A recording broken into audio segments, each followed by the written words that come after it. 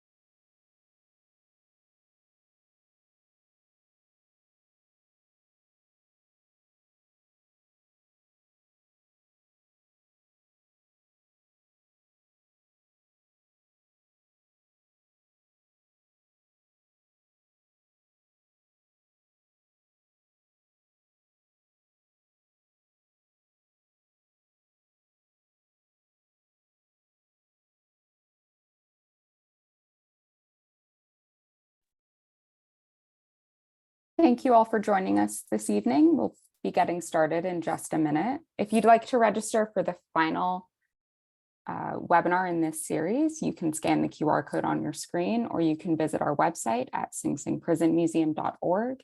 You can also join our newsletter there.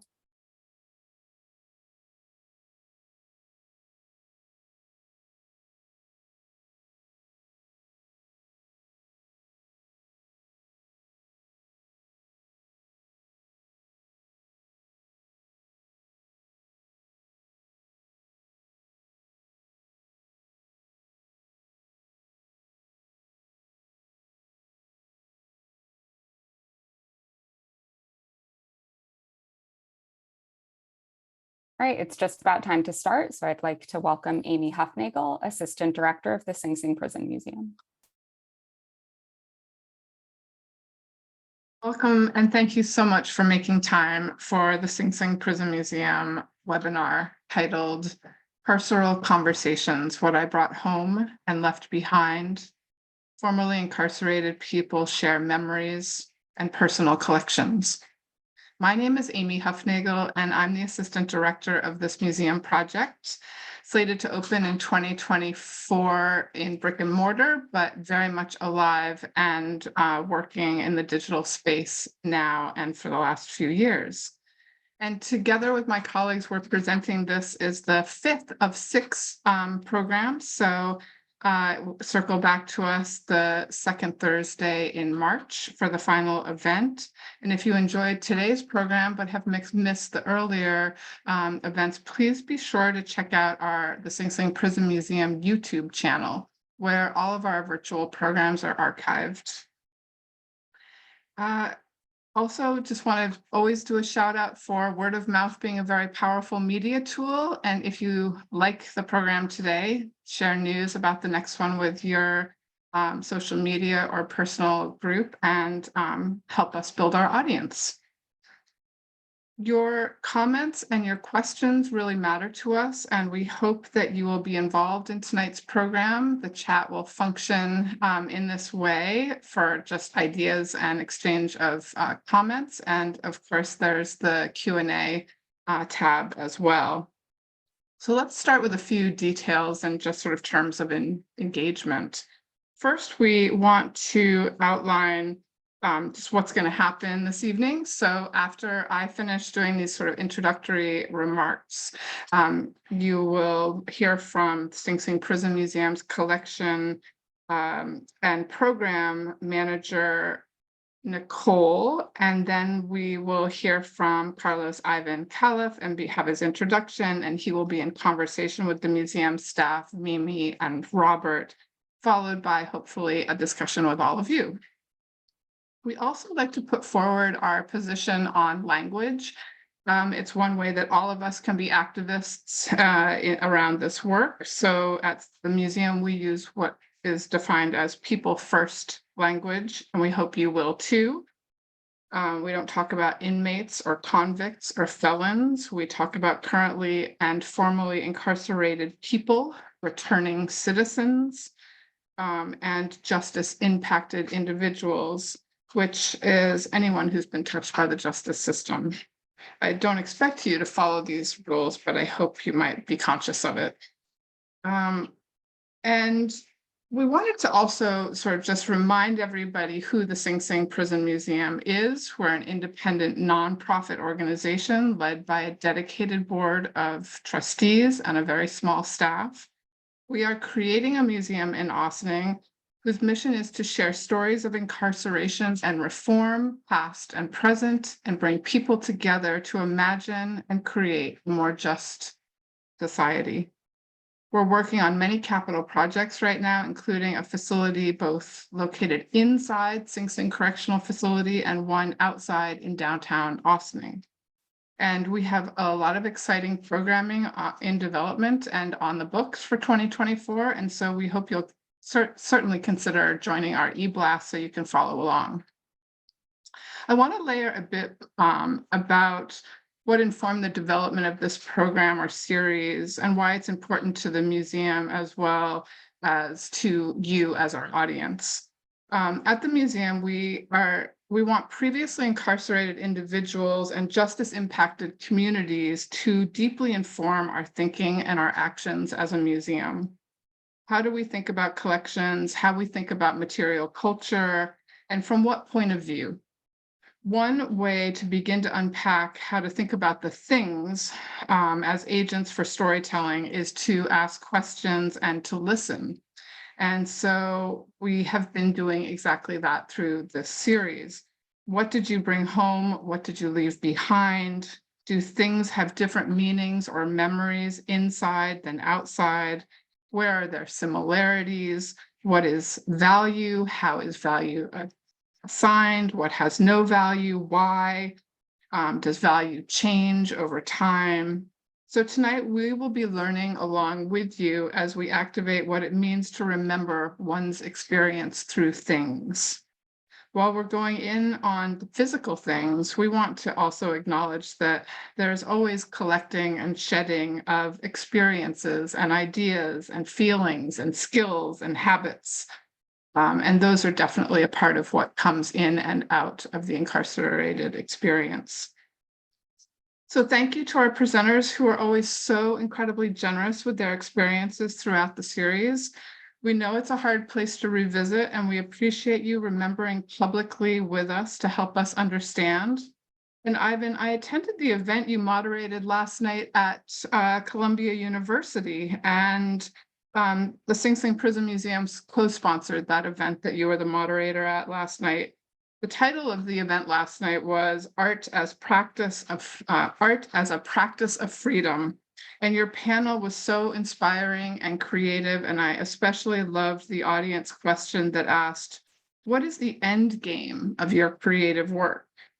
The answers were to think outside the box or the cage, to be vulnerable, to create legacy, to share the rage and shed the rage, to make indelible marks, and to leave the world better than you found it. Ivan, we're grateful for all the work that you do. And while my colleagues will formally introduce you, I wanted to share that I particularly feel grateful that I got to be inspired by you 2 nights this week. So let's turn our attention to the Sing Sing Prison Museum's collection, and particularly the collection and programs manager, my colleague Nicole Hamilton. One reason I'm so grateful to work with Nicole is that she's committed to making sure that we are not contributing in any way to systemic injustice and or inducing trauma through our work with collections and the interpretation of these carceral objects. Nicole thinks deeply about how collections work and how we can better serve communities, including developing more inclusive policies that account for unique needs of marginalized groups. She has presented in prison museums and collections, and she has talked about these in different organizations like the AASLN, Manny, and the Museum Association, MAAM. She currently serves as on the leadership team with the Association of Carceral Sites and Museums and holds an undergraduate degree in history from Carleton College and a master's in museum studies from George Washington University. She'll begin this program by sharing something that's already in the museum's collection as we explore the material culture of incarceration this evening. Thank you so much for that introduction. My name is Nicole. My pronouns are she, her, hers. And again, I want to thank you all for being here. So I've shared some pieces from the Sing Sing Prison Museum collection over the last few months, but there's one category of objects in our collection I'd like to spend some more time on, specifically ephemera. Ephemera is a class of things that are intended for short-term use, things that weren't meant to be saved or preserved. So types of ephemera include advertisements, matchbooks, flyers, ticket stubs. You can think of it as the difference between a painting that you have framed and a doodle in your notepad. One of those things you probably weren't intending to keep forever. But if you're like me, you might hold on to these things anyway. Maybe you have a shoebox full of visitor passes from nearly every museum you've been to. Or maybe that's just me. But something being ephemera doesn't mean it's unimportant. In fact, it's the opposite.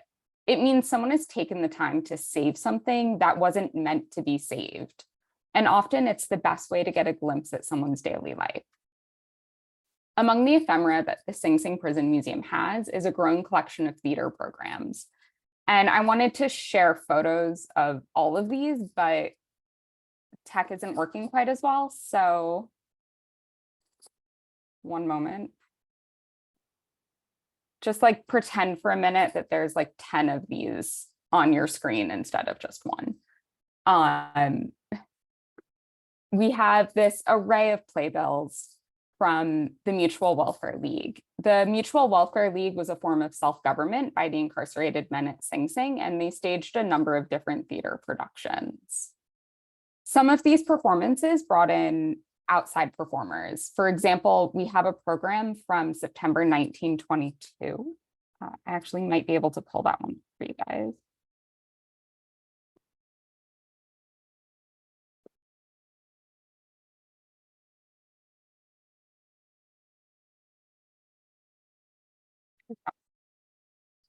All right. So this is a program from September 1922. It says, Mr. Brock Pemberton takes pleasure in presenting to the Mutual Welfare League, The Plot Thickens.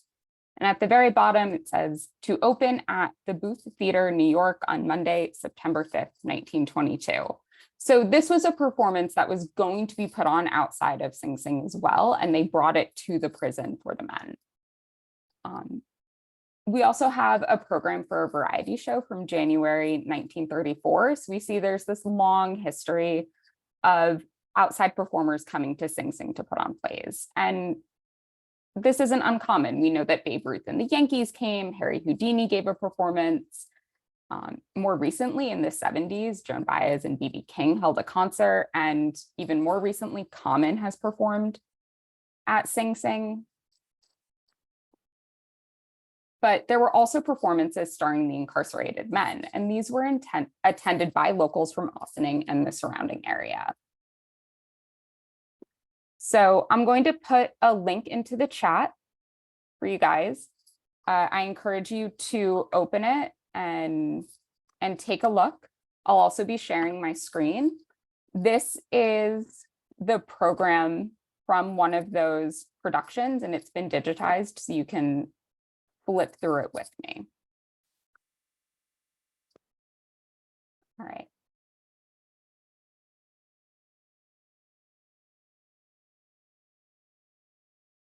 So this is from bits of 1926. Every year in December, the Mutual Welfare League staged a theatrical review. So we know that there were some other shows happening throughout the year as well, but specifically at the end of the year, they did a performance. And looking at this, we see it was put on for 4 different nights in 1926. And we know that people from outside the town or from outside the prison came to attend it. And this program is just full of information. It lists staff. It gives a history of the Mutual Welfare League written by the Mutual Welfare League. It has a historic poem in it, along with some other writing by men who were incarcerated. And I want to take a moment to notice that instead of this being ascribed to a specific author, it was credited to an inmate number, 65368. And that anonymity of the incarcerated men is prevalent throughout this program and other ones we have. So if we look at the cast list, everyone's just identified by their initials.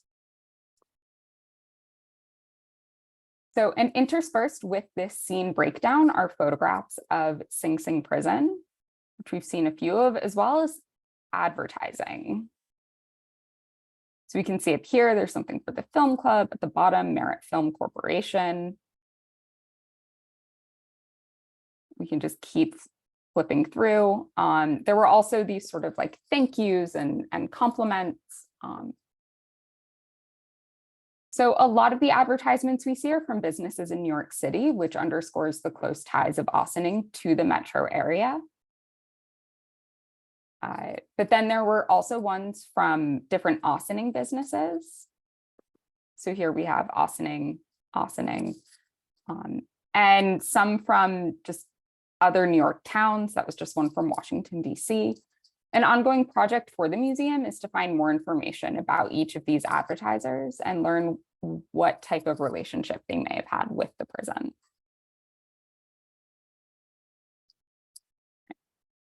So let's return to some of these photographs. And I apologize that we're looking at them all sideways. So again, the link to this program is in the chat if you want to pull it up on your computer or on your phone, and you can turn it sideways. I recommend you explore this maybe after the webinar. We'll make sure it gets emailed to you as well. These photographs offer a glimpse at what Sing Sing was like in 1926. So I'm sorry, you guys might all get dizzy with me as we flip through this. Here we have a picture of the waiting room, or rather the visiting room.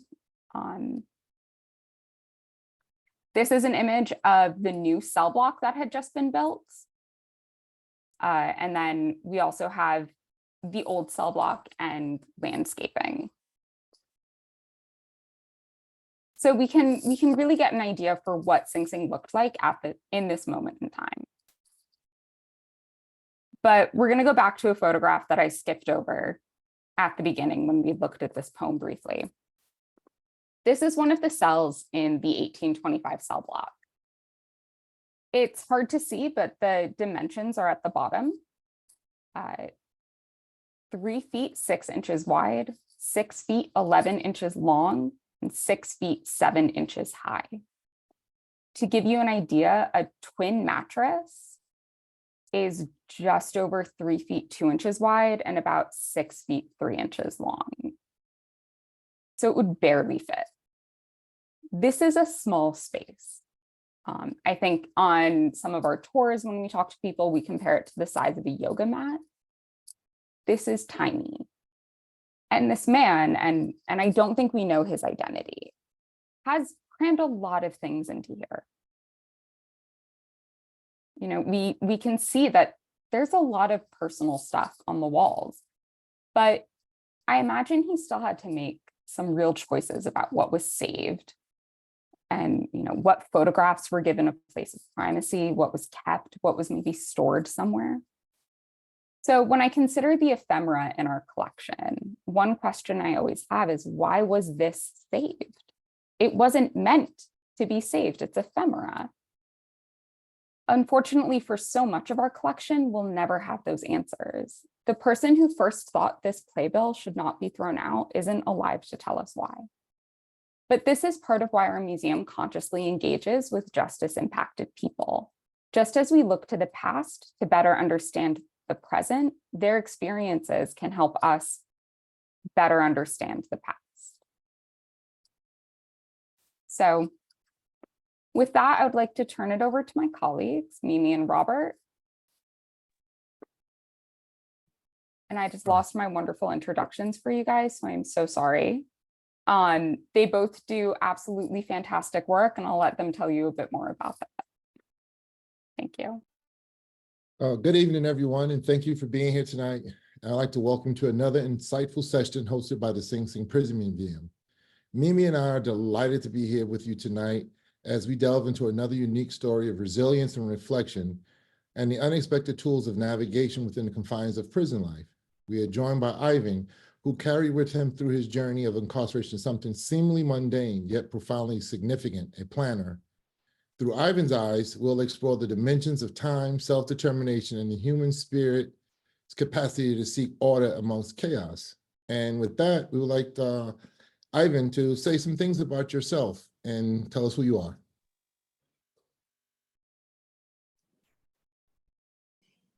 Can you guys hear me? Good, fantastic. I'm having my connection's a little hinky, so bear with me a little bit. I'm Ivan, as you guys know, and I just want to say thank you to Amy for that great introduction. We had a great program last night, and the panelists made it easy for me to moderate. They did all the heavy lifting, and all I had to do was lob softballs at them, and they knocked it out the park. So it was an amazing program last night. So thank you for attending, and thank you for shouting me out, Amy. So I work here at Columbia University. I'm a research analyst, also a re-entry specialist. I help folks who are making the transition home from prison, jail, incarceration, connect the resources they may need, they will need, to make that transition as smooth as possible. So that's helping to navigate the welfare system, healthcare system, teaching them how to use a Metro card, the phone. I'm not that great with tech, so we have tech folks who help folks out with that. But that's in sum and substance what I do. I don't know what else you want me to say. So I think we started off on a good note. I want to say hi to everyone. I'm Mimi Coffey. I am an associate of the Sing Sing Prison Museum. You might as well stay on with me, Ivan, because we're gonna start this. I'm gonna throw you the ball. We're gonna start this straight right away because Robert said it in his intro to you. You only brought one thing home from prison. And to me, it's intriguing because it was like a planner. I don't see you bringing a planner, but there's so much behind the story of who you are, how this planner came to be. And let's just start. Like, can you just start telling us what's the behind the planner? Where did it come from? How did you come to this possession? So just to be clear, I'm not much of a planner. I'm super impulsive. And I just live life just, whatever, one day at a time, whatever happens, happens. So in every facility that I was housed in around Christmas time, and I think around Thanksgiving or whatever, Mother's Day, whatever, certain holidays, the chapels, the different religious services used to offer calendars and daily planners. And I always took a calendar, and sometimes I take the daily planner, but I'd never used either one of them. I never used the calendar or the daily planner. So when I was in Sing Sing one particular year, I was involved in a whole host of things. I was in school, working on my bachelor's degree. I was doing RTA. I was doing Forgotten Voices. I was just engaged in a lot of stuff. And I picked up a daily planner one day, and I said, you know what? let me just write down when my tests are going to be so I can know when to start studying or when my papers are due, so I can, just give myself some time to, procrastinate as much as possible, but then still know when my deadlines are. So that became a habit. Every time I had an event, every time I participated in something, I would write it down. Every time I had a meeting with a counselor, I would write it down. And I just fell into that habit. And when I wouldn't do it, I would go crazy. I said, I'm forgetting something. And I would walk around with this daily planner in my pocket. Something I never thought I'd do. So went to go to the parole board in 2018. I make the parole board, fortunately. And I have to think that I'm going home to a shelter. I don't have any family. I don't have anywhere to go live, so I'm going home to a shelter. So I'm thinking, I've heard so many horrible things about shelters. I said, I'm not dragging. So just in legal work alone, I had at least 70 pounds in legal work, 2 decades of legal work, just 70 pounds. And so I said, I'm not dragging over 100 pounds of stuff around a shelter, which is notorious. Shelters which are notoriously known for, folks getting their stuff stolen, problems arising because of too much property. So I said, I'm not dragging all this stuff around. So I threw everything away and I gave everything away. I said, and I made a promise to myself. I said, I'm not leaving here with not one goddamn thing. And the legal work was so important. Some of that stuff I couldn't get today if I tried. If I tried. You know what's funny? I mean, I have like of questions for you. And then with this one opening, you just like open Pandora's box for me, right? Because you said you got it from religious service and in every prison, right? They were handing out, but you never took it. What religion did you practice, or did you practice religion when you was inside? None. I registered as Protestant because the Protestants had the best jams. They always had music going. They always had food, outside guests. Women would come in, amazing women. Holy smokes. So I registered as Protestant because they had the best parties. They threw the best parties. No shame in my game about that. No.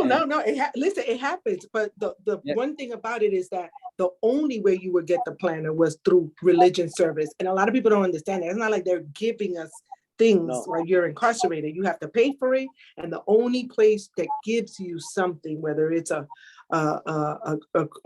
crucifix, the planner, just little things. And believe it or not, they mean so much to us, right? And then, like, I think you kind of answered it, right?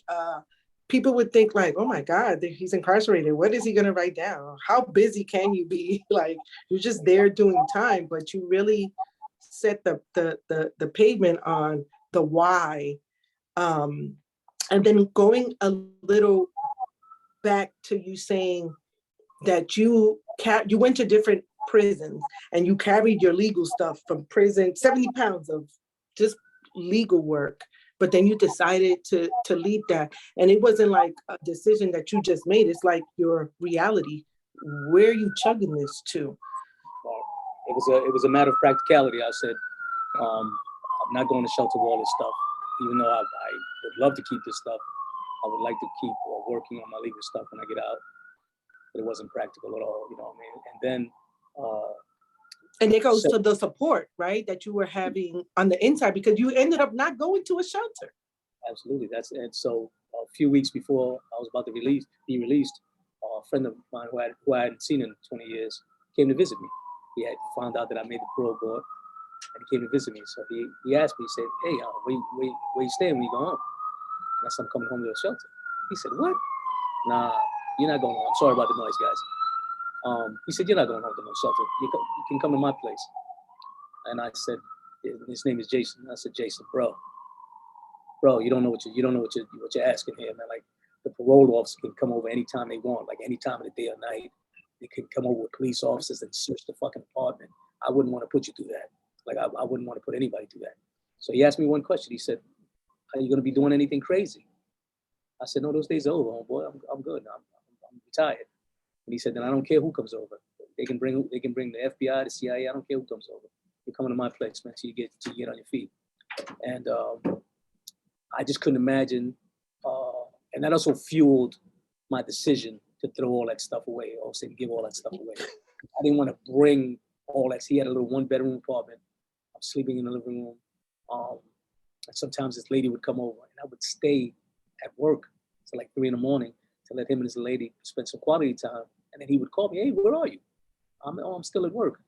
And he'd be like, "Oh man, you come over, man. And then when I know that they would, that they had finished whatever, I'd go, but I just felt terrible. And so I'm glad that I made that decision. I also left a pair of shoes that were very important to me. You did tell me that, because that's one of our themes too. Like, okay, what did you take, but what did you leave? And you knew you were going to leave everything. So the decision now of who's going to get what and why. Yeah. So a good friend of mine, matter of fact, he's home now, Cedric Blackwell. He was on the panel last night. I left him all. I left him my fan, clothes, my shoes. I left him these shoes that my very dear friend of mine bought for me in 2007. He passed away in 2013 in a car accident. And I barely ever wore the shoes because I barely ever got visits. So I would only wear them on visits. So the shoes were spanking brand new. And they were burgundy Wallabies for those who are into urban fashion. Those shoes are beautiful shoes. And I explained to Cedric, I said, "Listen, I'm leaving you the shoes, man. I don't want to take them home. Please don't give them to anybody. If you leave here, bring them with you, and we'll burn them on the outside when you get out." That's exactly what happened. He got out January of this year. He had the shoes in the bag. He goes, "Here are the shoes, man." And we burned everything he had on and the shoes that I had given him. We set them on fire and torched them. But it was difficult for me to leave those shoes behind because they had such a sentimental value. They were the last things that a very dear friend of mine thought to buy for me and send to me while I was in prison. So passing them on to Cedric was a big deal for me. I wouldn't have just given them to anyone. I would have taken them with me and you didn't want to leave. You didn't want him to leave it just to anyone. Right. I told him, "Don't leave them to anybody. I didn't think anybody was deserving of them. I'm saying? I thought he was because he's my friend. And he was fortunate enough to make the parole board and bring them out with him. That is awesome. But I want to go back into something that you said in regards to like your background and not having that support, because then how did you survive on the inside, right? Because I know you said you went to school, you were doing all this stuff, but we all know what it is to take care of yourself. We know, but the public may not know. What is it to take care of yourself and, provide for yourself on the inside? Because the jobs that you are having are paying penny to the dollars. So walk us through, your journey on the inside of how you took care, how you supported yourself with no support from the outside. That's a great question. So on Rikers Island, it started off selling cigarettes. I had 2 friends of mine who were COs, and they would bring me in. They stopped selling cigarettes on Rikers Island, and they would bring me in tobacco, and I was selling cigarettes. When I first got upstate, it was selling marijuana. I had friends who had marijuana, and I had nowhere to eat, nowhere to support myself. I sold marijuana. Then I stopped. I began to change my life around. I got around folks like Bobby Rose, Jermaine Archer, folks who inspired me to be a better version of myself. And I began to make these cards. My first cards, greeting cards, were horrible. Oh my God, they were terrible. I wish I had kept some of them. And so I made these greeting cards. I ordered these books on how to make greeting cards. I said, I'm going to give this a try. I've never done anything artistic in my life. Let me give it a shot. How bad could it be? And boy, was it bad. Holy shit. But the more I practiced, the better I got, and the more clientele I got. It got to a point where I would come back from the law library. I was also another one of my hustles. I would help folks with their legal work, and they would pay me a small amount, but it helped. Everything helped. But I would come back from the law library or the general over the case, and there'd be packs of cigarettes. For those who are not in the know, cigarettes are the currency in the New York State prison system, probably in most prison systems in the United States. And I would come back and there'd be 5-6 packs of cigarettes in my cell with notes saying, I need 2 cards, I need a card, I need 3 cards. My card making became very popular, and the quality of the cards, they were pop-up cards. The quality of the cards increased, and they got really good. They got really good in a short amount of time. So that was how I was able to support myself for a large portion of my bid. No, that is awesome. And that I know you said too that you changed, right? Because I can see your journey. You did this in Rikers, you did this. Talk to us a little bit about that, because that kind of bleeds into where you're at now, right? You said you worked at the law library, but I know when we talked, you were doing so much to help the people on the inside. So talk to me about that too, please. So coming into the prison system, I didn't have much education. I didn't even have a GED. I was able to get my GED in Clinton Correctional Facility in 2004. And then I was transferred to Sing Sing in 2006. And I thought I was good. I said, I'm good. I got my GED. I'm straight. I don't have to do anything else. And I had folks, you know, like Bobby Rose, Jermaine Archer, just a whole host of folks going through college programs, doing RTA, getting involved in all these programs. And I was still in my, you know, bug out phase. And but I saw so many good things happening for them. And I kept asking, why not good things happening to me? Why do I keep getting the short end of the stick? I mean, what am I doing wrong? I thought the universe had been conspiring against me. And I didn't realize that it was that I wasn't moving towards the direction of right, direction of, you know, doing right. And when I began to do that, when I began to educate myself, you know, the old saying, when you know better, you do better. That's absolutely true. When I began to know better and know more, I began to do better and do more. I was able to do more.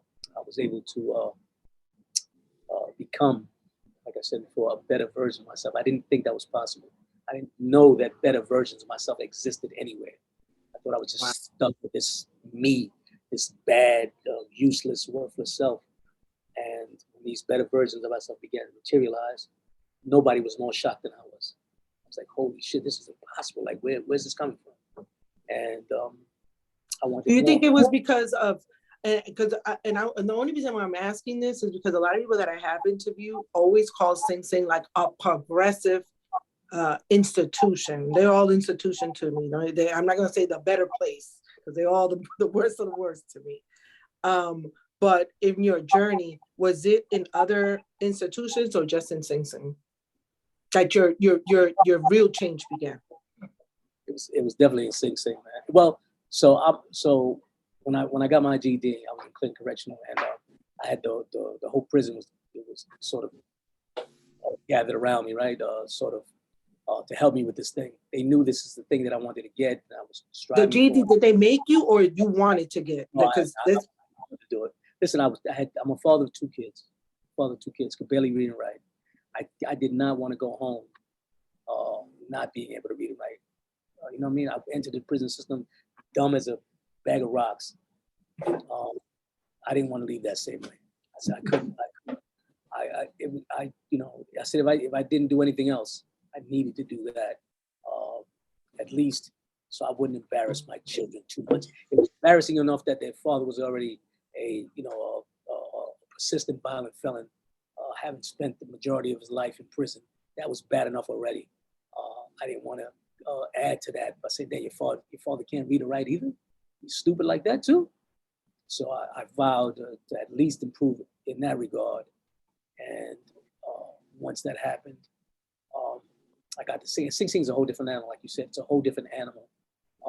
There's so many programs there, the administrations, every administration that was there, every superintendent was for education, was for programs, and we were able to leverage that and to get what we needed, to get the population what they needed. And it took me a while to warm up to the idea. So what made you? Because I know that kind of bled into the work that you're doing now and where you work now. Well, what actually made you take this GED and then, being in Sing Sing and then just opening that door? I just saw the great works that these guys were doing. Bobby Rose and the rest of these fellas were doing great, amazing works, man. And I was like, why the hell am I not doing this? Why? Like, how? We're in prison. How's this possible that they're doing these things? Like, we're in prison. How can they possibly be doing these things? Like, this is crazy. And then, I thought, maybe I can do this? Nah, maybe. And, that started a seedling of an idea, a notion in my head saying that maybe I can do this. And the more I hung around them, the more I was around them, the more infectious that became, and the more it grew. And it wasn't easy. It wasn't easy. I resisted a lot of these ideas because I was terrified. Change is scary. Change is scary, especially I consider myself, I always thought I was a pretty tough guy. Anything nerdy was, was the punks. So it was terrifying. And I'm not good with being scared. But, I figured, that, courage has got nothing to do with not being afraid, there's a great quote that courage is, you come to courage when you realize that there are things more important than fear. And that's I realized that things more important than fear. My growth, my mental health, my physical health, my education, and those are things that fueled me. So you, with that, you got your bachelor's, master's, like. I got my I left both? My bachelor's degree and my bachelor's degree. And then you met the lady that kind of opened up the doors to where you're at now, because now you had a place to come home to, right? And the job.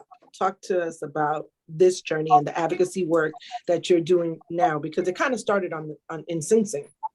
Absolutely.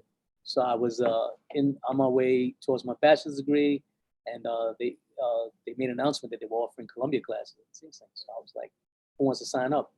Sign me up. I'll take anything. I was thirsty for knowledge. I was hungry. So I said, sign me up. A little professor lady. First it was, Dr. Carl Hart. He gave a drug education class. I took both his classes, blown away.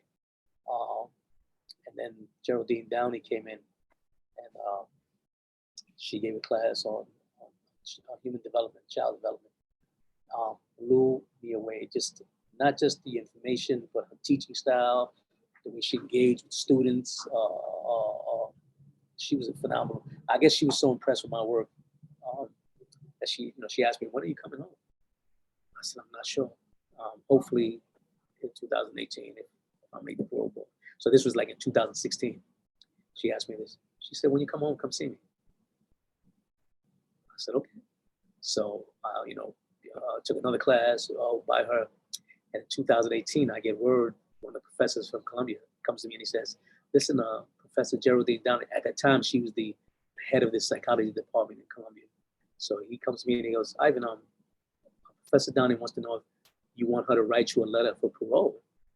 I said, how does this lady even know I'm up for parole? And I said, wait a minute.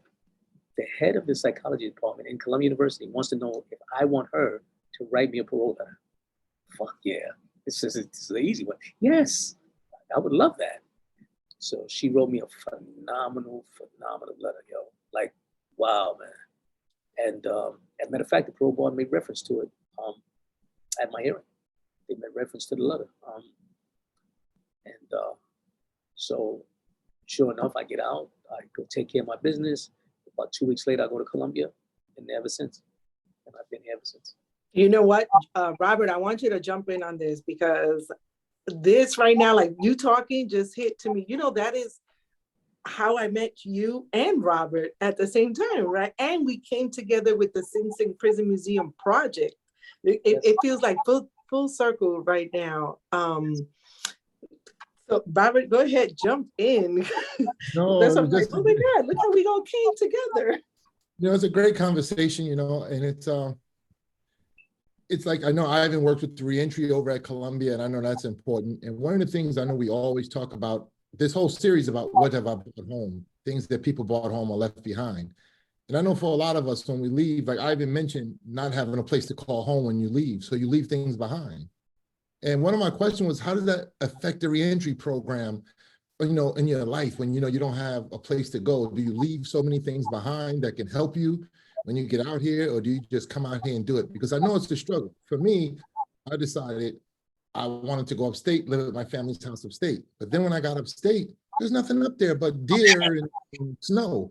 So I didn't have any real options at life up there, fooling around out there in the woods. So I came down to the city, and I participated in all the reentry programs down here in the city to get myself together. But if I had to leave everything I had behind, I don't know how I would have made it if I didn't have that initial place to go home to. But when you say you left things behind, how do you think that impacts people now coming home, not being able to bring the things that's most important to them back to their community? That's a great question. Bobby Rose, it was some of the most difficult stuff, man. I threw away letters, pictures. I ripped up just decades of letters and pictures and stuff like that.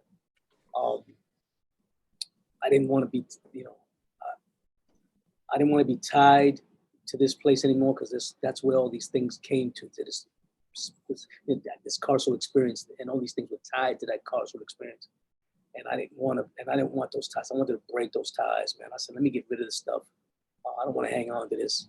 I appreciate the love and the support, the little love and little support that I got over the years. But that's it. It did its job. It helped me through this. Its job is complete. Now there's a new phase of my life. Let me get rid of this stuff. And again, I didn't want to go to this shelter place. And it's a difficult decision, I'm sure. It was difficult for me, so I'm sure anyone who's making a similar decision has to make a similar decision. It's impossibly difficult, man. I've seen guys come home with 6, 7 draft bags of stuff. And I'm thinking, why? Like, and a lot of them are going to a shelter. And just having the drag, it would feel too much like prison again. You know what I mean? It would feel like dragging all my stuff from one prison to the next, one cage to the next. And I didn't want to be tied to that anymore, man. I had my share of the carceral experience. I'm good. Didn't want that anymore.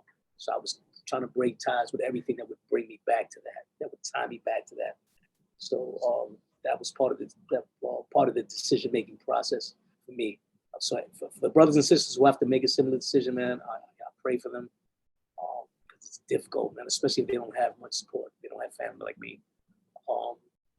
Because it's very difficult to leave stuff that you have, that has sentimental value for you, that's carried you through this experience, man. So not even that, like, too, you look at the time frame that you spend incarcerated, you can't even look back and say, wow, look how I used to look at this age or at that age, because we don't have cameras in there. It's not in the cloud somewhere. It's in the trash now. And a lot of people don't even see that. Like, sometimes I get stuck in, when I went in, somebody sent me a picture. Oh my God.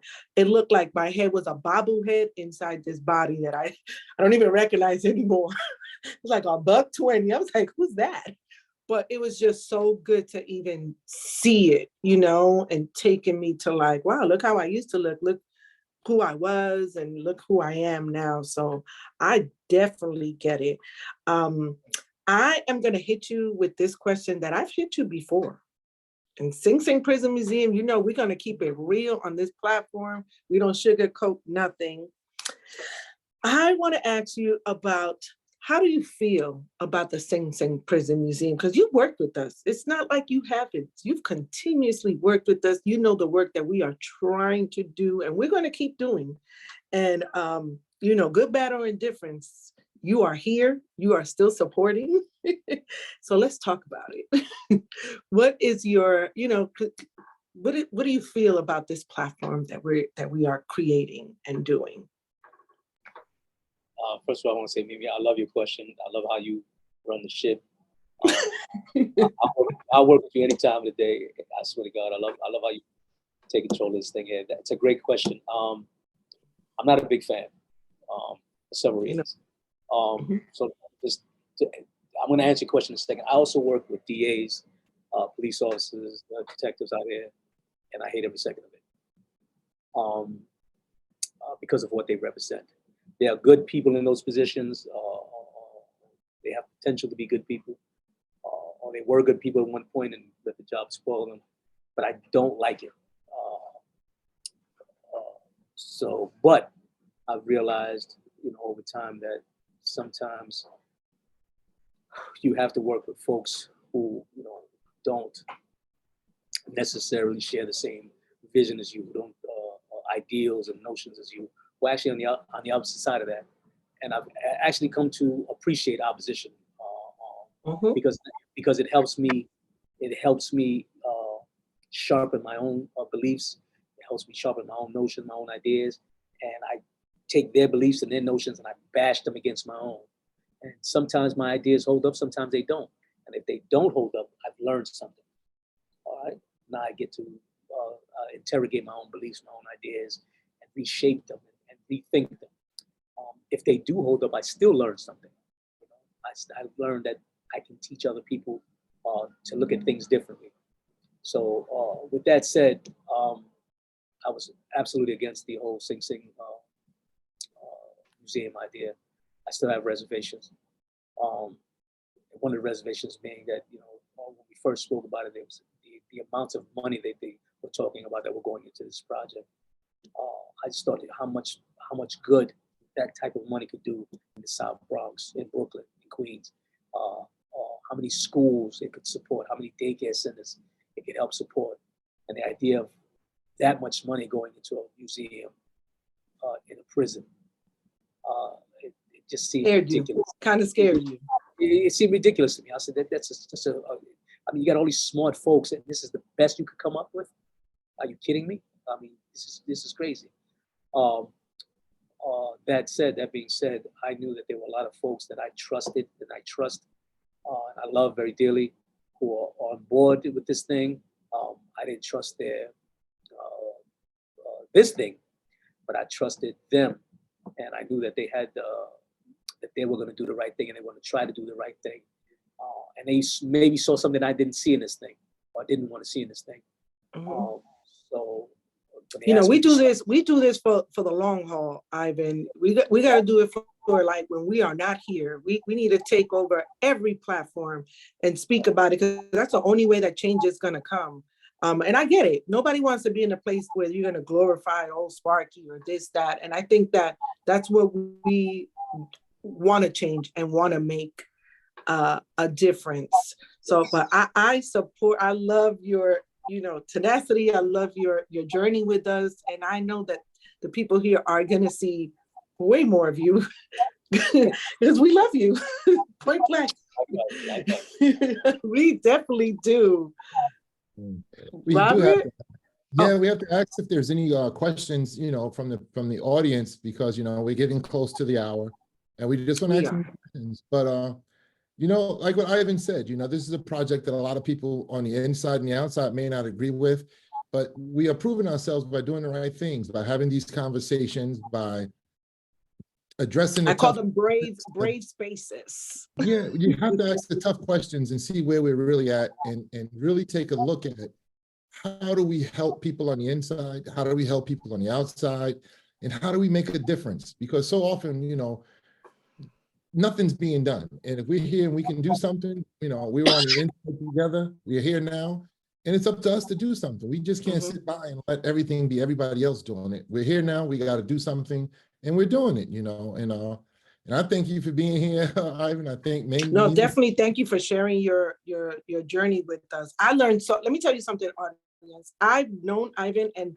because of this webinar, I learned so much about you and your journey, and you were so vulnerable. Like, I had no idea about, you know, you was in the foster system, you didn't have a place to live, your school journey. Like, I was just like, oh my God, feel like I'm learning you all over, and I so appreciate that, because every time you're on a platform, you give us a little bit more. So I know that I'm missing so much more. We only have an hour. This is about to end. I think somebody wrote something, right? Help me out, Robert, because I know that Amy has to jump in and give our closing, but I appreciate you so much. It was a comment from one of the participants, and it said, "Thank you for sharing your journey, Ivan, and thank you for being so honest and open." And that's, you know, that's what we try to do here, is actually be honest and open, because that's you know, we have a thing about people being fake, and, you know, and that's the thing. We try to be as real as we can and tell our stories, because that's all we got, you know, is our integrity and our story. We have to stand strong. No, and you really started with nothing, came up with the journal, and tell people you still have this journal. You don't have it here with you right now. Yeah, I can't find it. Please don't throw it away. No, I found it when you guys asked me about it. I looked for it and I found it, and somehow I misplaced it. Because guess what? What kid in this society carries a journal, or even wrote in a planner wrote Yeah. people's address and numbers, and it's a piece of history right there. And it's crazy because I was looking at it like 2 weeks ago, and there was a thing from 2016, I think it was 17. There was an entry, and I said, prepare for Dr. Gable's test. And it was a professor at the Hudson Lake Mercy College program, Dr. Gable, whoever, but everybody was terrified of. This guy's tests were like impossible. And I love this guy. Love this guy. I'm the only person probably on the planet that took his class 3 different times. So I wrote, prepare for Dr. Gable's class, and then in big bold letters I put, kick his ass. And I laughed when I saw that, because we had a standing joke here, and every time he would see me in his class, he would look at me and say, oh my God, you must love pain. Like the first day of class, that's the very first thing he would say to me. He said, oh my God, you love class. You must love pain. And I said, I'm gonna kick this ass. I'm gonna kick your class's ass this time. I got you. But it was just funny to see that in that daily planner that I had written that. We do have a question. One of the people asked, are college classes free in prison? And the answer to that is actually no. Regular community people donate money to a nonprofit organization, and then they pay for the college classes for the men. College was taken out in New York State by then Governor Pataki, and these nonprofit organizations stepped in and offered courses, and from courses to degrees. So it's not actually free. And the men who actually participate in the Hudson Link program are required to pay $10 every time they register for classes to contribute to that cost, which is a lot of money for a person making a few cents an hour to work in prison jobs. And I don't see any more questions in the chat, but I would just figure we could pass it back to Amy now and get ready for our next webinar. Yes, thank you, Ivan. Thank you. Yeah, Absolutely. so Thank you. to Ivan, to Mimi, to Robert, thank you so much for having this conversation. The museum is definitely one of a whole ecosystem of support and change mechanisms in New York State. And we certainly are not in competition with such important social and economic programs that I agree with Ivan are needed and necessary. There's so much to say on that topic, but I'm glad you're problematizing it. And I know that if you stay with us, we'll continue to show the value of the education and the way in which dialogue and discourse can be part of social good. So be well, everyone. Thanks for joining, and see you hopefully in March.